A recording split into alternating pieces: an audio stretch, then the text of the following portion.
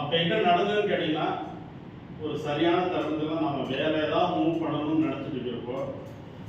எனக்கு காடா வந்தவர் தான் நம்ம மென்டார் மதாராஜா சார். இந்த பிஸ்னஸ் பிளானை எடுத்தோன்னே ஜீடியாலஜி ஸ்டார்ட் பண்ணுறதுக்கு முன்னாடியே வந்தாங்க, பேசணும். எனக்கு இதில் ரொம்ப பிடிச்ச விஷயங்கள், இதில் ஜெயிச்சிருமோன்னு ஒரு சிங்கிள் ஒரு 10 மினிட்ஸில் ஒரு கான்ஃபிடென்ட் வந்துச்சு. காரணம் 4 P.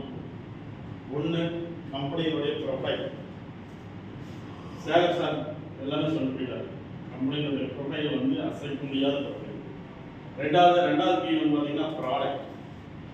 ப்ராடக்ட் இப்போ பார்த்தீங்கன்னா நாங்கள் உள்ளே வந்த காலத்தில் நவசீன் மேமுடைய வீடியோஸ் மட்டுமே வச்சு ப்ரொமோட் பண்ணது தான் நாங்கள் காலம். இப்போ பார்த்தீங்கன்னா எண்ணற்ற ரிசல்ட். யாரெல்லாம் ப்ராடக்ட் எடுத்தாங்களோ அவங்கெல்லாம் கண்ண முடியும். இன்னும் இவ்வளோதான் ரிசல்ட் இல்லை. நம்ம தன்னவழி சார் அழகாக சொல்லுவார், இறந்து போனவங்க வாயில் ஊற்றி அவங்க எழுந்துச்சு நிற்கல அப்படிங்கிறது மட்டும்தான் பாக்கி அப்படின்னு சொல்லுவார். ஸோ அந்த மாதிரி ப்ராடக்டில் பெரிய லெவலில் ரிசல்ட் எடுத்துக்கணும். 3வது பிளான் சார். இது வரைக்கும் டைரக்ட் செல்லிங்கில் நிறைய கம்பெனிஸில் போயிருக்கோம். பிளான் அப்படிங்கிறது என்னன்னு பார்த்தீங்கன்னா, குதிரைக்கு முன்னால் கட்டி வச்ச புல்லு மாதிரி தான் ஓடிட்டே இருப்போம். கடைசியில் பார்த்தா நமக்கு எதுவுமே கிடைச்சிருக்காது, எதுவுமே மிஞ்சிருக்காது. இதுதான் உண்மையான சூழ்நிலை. இன்னைக்கு பார்த்தீங்கன்னா விக்டஸ்ல நான் வந்ததுக்கப்புறம் மனப்பூர்வமாக சொன்னாங்க, விக்டஸ்ல தான் நான் மனப்பூர்வமாக இந்த பிஸ்னஸ் செஞ்சுட்டு இருக்கேன்னு சொல்லி சொன்னாங்க.